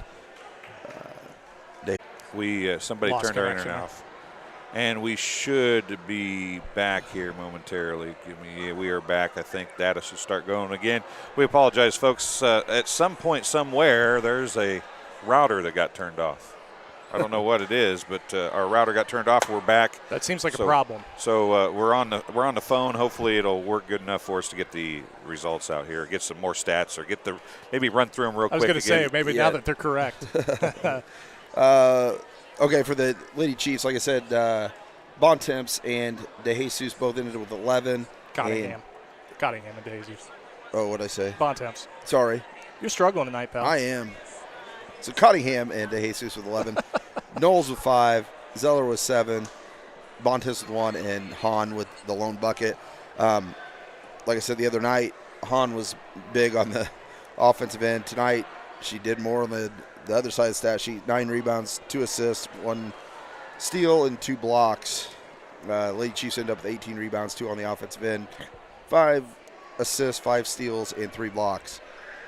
For the victorious Notre Dame Irish, leading the way with a big night, Maya Wardle with 24 points, Caitlin Cassidy with 16, Emmy Wardle with 6, Lexi Bear with 6, Allie Stickelmeyer with 2, Bridget Dooley with 2, and Julia Mingus with a lone 3-point bucket for 3. On the other side of the sheet, Maya Wardle, 5 rebounds, 2 on the offensive end, 3 assists, 6 steals. Emmy Wardle, her sister, 5 assists, 2 steals. Lexi Bear had 6 rebounds. Cora Hines had 1 rebound. Stickelmeyer had 2 rebounds, 1 on the offensive end, and Julia Mingus with 2 rebounds, 1 on the offensive end. Total rebounds for the Irish, 20 total, 6 on the offensive end, 9 assists, 10 steals, no block shots, and only 7 turnovers. 7 turnovers for Peoria Notre Dame. How many did you say for DMAC? 22. 22 in a 22-point game. That's probably the majority of the difference, if not the whole difference. How many of those came in the first half? They had first half. They had 13. So cut it down a little bit Cut it down in the a little second bit. half. But and the Irish had 3 at halftime. Ended up with 4 in the second half. yeah, typically you want to be more in the probably 7 or so per half. If you can try to stay under 14 for the game, 7 per half. I'll take 3 and 4. Yeah, no kidding. That's why you're ranked number 1 in the team in the state. Well, we talked about it though, right? Yeah. I mean, probably the single biggest strength that Peoria Notre Dame has is their ball handling ability. Everybody that's on the floor, no matter their size, their position, everybody on that floor that can handle the ball. Correct, and they just don't make mistakes. Yeah, for the most part, the thing that I noticed tonight and Tuesday night was they don't miss layups. Yep. Yes. If you give them a bunny, for the most part, they make it. You know, so many times in boys and girls high school sports, somebody's given a, what we call a bunny, a 1 or 2 foot or a layup, and they don't make it. They did have one. Cassidy missed a layup. She thought, because you've mentioned, she thought she heard footsteps. Yeah. Yeah, laid up a flat tire. And frankly, that was what burned Canton against. That was one of the things that burned Canton against DMAC the other night. And credit to DMAC. I mean, their interior defense is as good as you will find. Yeah, 9 blocks. And they, frankly, they still held Peoria Notre Dame under their season average. Peoria Notre Dame averages 69 points a game that they score, and this game was Peoria Notre Dame's tempo the whole time. DMAC held them 10 points under their average. However, Peoria Notre Dame did everything that they normally do defensively against this DMAC squad, and DMAC just obviously not able to keep up on the scoreboard. Yeah, even though Notre Dame pressed, it's not a high-intensity press, but they bait you into the long passes that are up there like a floating duck. And that's where the length and speed comes in, yes. right? Yep. They are absolutely fast. They're fast, and usually when you're that tall and long, you're not that fast. Yeah. And I think that's really the key with Bear and Cassidy and those girls. They can cover so much, and their wingspan is so long. And then throw in that their instincts are so incredible. Right. I mean, and you saw that. You saw how many times they jumped into the passing lane, even on relatively short passes. They were able to get a hand in the passing lane. One of the things that stuck out to me from this game was, I think it was Hahn, was getting to the bucket. She beat Cassidy off the dribble by 2 or 3 steps, and Cassidy knew the proper angle to take to get back into position and stop the play. And you could see that all night. I mean, their defensive rotations are fantastic. They gamble at the right times. They take calculated risks. They know when to take the calculated risks, and that's why you hold a team that is as good as DMAC is to 37 points. Well, and DMAC made an adjustment in the second half. I meant to say it earlier. Knowles quit bringing the ball to the floor. It turned over to Hahn bringing it up, and she did a very good job. The other night, we didn't see her outside the paint. Right. Tonight, she brought the ball up. Except when she was blocking a couple shots on the quarter and a half of the second. Yeah. That's the thing is you come into this game, and I think after Tuesday, at least I thought that if there was a team in this 4-team sectional that had a chance to match up, it was Deer Creek Mackinac. They had some length, they had some height, but it's just not the same length and height that Peoria Notre Dame has. Yeah. Notre Dame played Canton earlier in the year and beat it by 40. Beat it by 35, I think is what it was. And we know that's a really good Canton team. But it was the exact same MO that we saw 2 nights now here. Tuesday night, they jumped out to a huge lead. Tonight, they jumped out to a huge lead. That's been their thing. They start quick every game. Yeah, you take your opponent's hope away from the very beginning. How different would we mentioned it? But how different is this game in that third quarter if that lead is 10 and starting at 10 instead of 20? Yeah, I mean just basic subtraction on the scoreboard says that is what? I mean, you're talking an 8-point game. Yeah. Rather than the final. But right.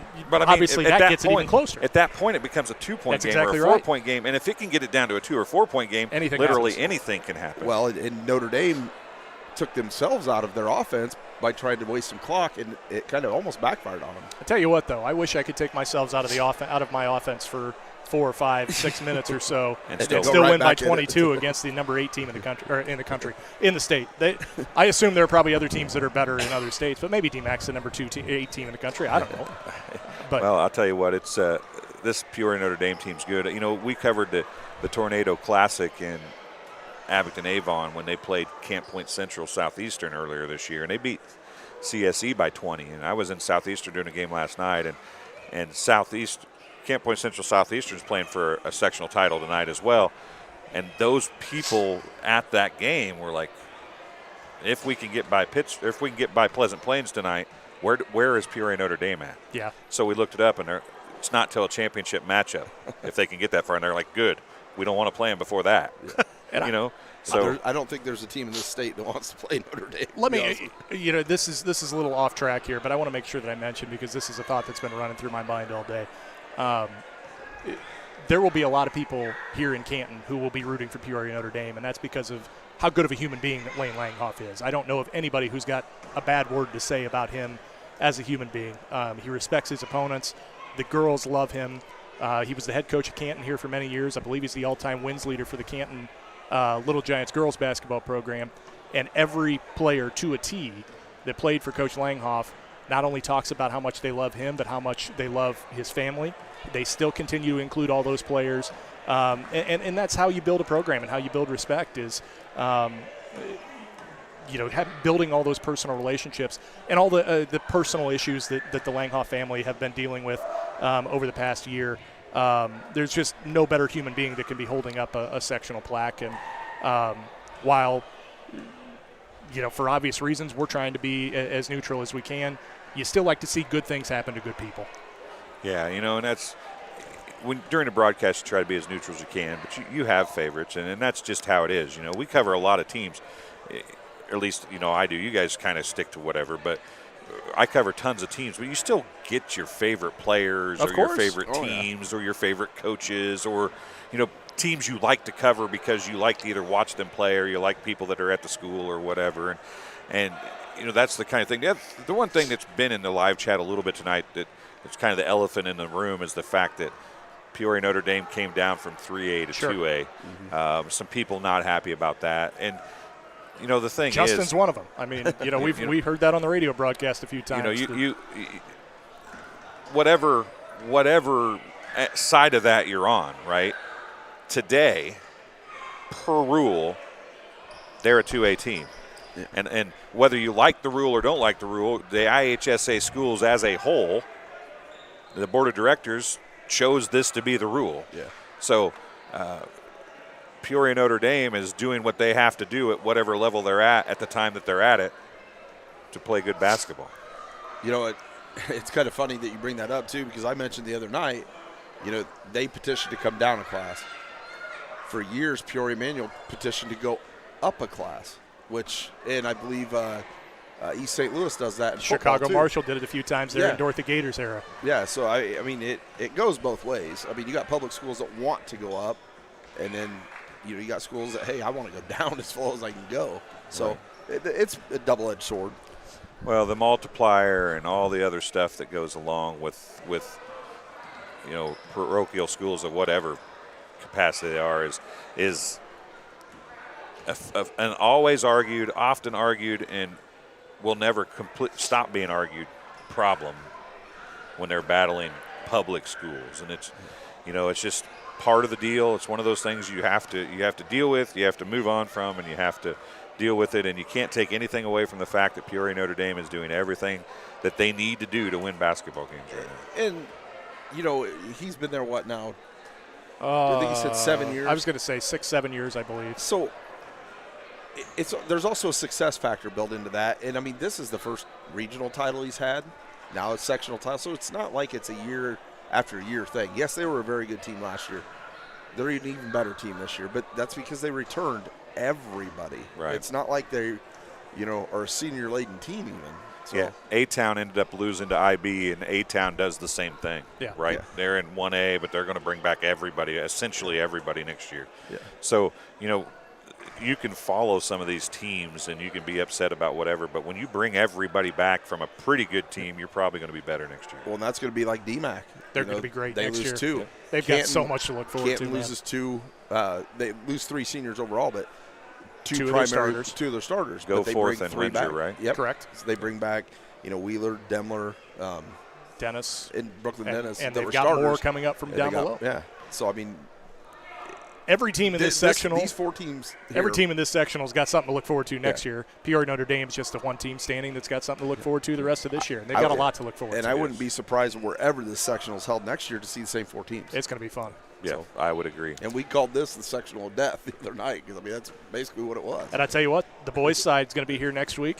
It's another sectional of death. Yeah. There were, what did we figure up, Nelly? We figured 14 of the 23 teams in the sectional had 20 wins or more. I mean, just unbelievable. It's crazy. And then Peoria Manual's only at 15, but they're ranked number 3 in the state. So well, but that goes back to who they play, right? Yeah, that's exactly right. Playing Central Richwoods, they play 3 in schedule. The thing that I said is, how is Peoria Manual only at 218? It's declining enrollment. And they've all moved into Richwoods. And went to other schools. They have open enrollment in Peoria, don't they? No. They do not? It is district off. Is it? Yes. Well, they can. Yeah, I mean, there are ways they can petition, but it's mainly drawn district within the district. So Peoria Quest is still playing too, and this is off subject, but them losing their charter for next year, those kids are. They'll be moving to other schools. Most of them will be. Well, but they're going to be playing pretty hard here this year too. I think it was something about 80 kids. I think will be dispersed into the District 150 schools unless they appealed that. Yeah, I think it was the school board that did it, though. I think. Yeah, but they appealed it to the state because they have an appeal process. So it'll be interesting to see what comes out. We'll see what happens. Well, guys, I greatly appreciate you coming and doing this game Dwayne. tonight. Yeah, hopefully, we can get you to do some more next year, one capacity or another. Yeah, it was a lot. It was a lot of fun, and appreciate the opportunity to fill in. And you do a great job, man. I mean, this is a great setup. You call a good game. It's been fun to sit with you and see it come I just to got life. to joke about stuff tonight. I didn't have to really work very hard. Hey, you're good at that, though, too. That's a joking, not at the not working hard. Yeah, you are one of the hardest working dudes I know. You're everywhere, man. I'm pretty good at not working hard, too. I feel like you ever done stuff and you just feel like you need to do more? That's how I always feel all the time. It's probably because there's always something else to do. That's called life. Although I will say one of your play-by-play guys maybe a little questionable. Sketchy. Yeah, he's probably on air right now, actually, just not with us, right? That's right. I guess I shouldn't say anything too bad. He's got my son with him. Well, if you're lucky, you won't bring him home. Bingo. Exactly. I was going to say. Hopefully he'll feed him before he brings him home. There you go. Well, guys, I appreciate you being here. Everybody from Deer Creek, Mackinac, and from Peoria, Notre Dame, thanks for watching. We greatly appreciate it. We hope that you enjoyed it as much as we did. We are done with girls basketball for the year. We'll be back next fall. I guess it's kind of fall, right? Fall/winter. Yep. Yeah, they start in November. Yeah, so we will see you again then. Hopefully these guys will be calling some more games for us next year. Thanks for joining us. We'll talk to you again very soon.